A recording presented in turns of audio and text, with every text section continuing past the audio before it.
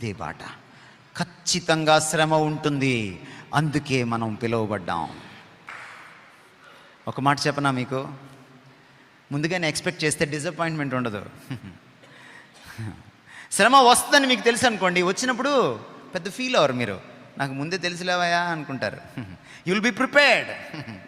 మీకు ఇంకో మాట చెప్పనా, శ్రమ పొందడానికి మిమ్మల్ని పిలిచినవాడు శ్రమను తట్టుకుండే శక్తినివ్వడా? ఖచ్చితంగా ఇస్తాడు, ఖచ్చితంగా ఇస్తాడు. మన ప్రభువు నమ్మదగినవాడు. ఒకవేళ మిమ్మల్ని మరణానికి అప్పగిస్తే మరణం ద్వారా కూడా తాను మహిమ పొందడా? ఖచ్చితంగా మహిమ పొందుతాడు. ఎందుకని బాప్తిస్మిచ్చి యోహాన్ని విడిపించలేదు ఆయన?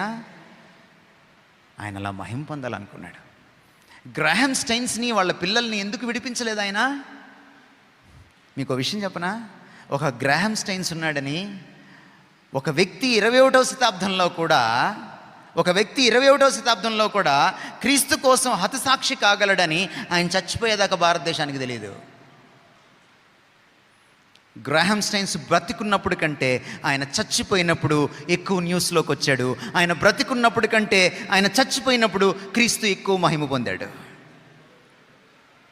కొంతమందిని ఆయన తప్పించి మహిమ పొందుతాడు, కొంతమంది ఆయన మరణానికి అప్పగించి మహిమ పొందుతాడు.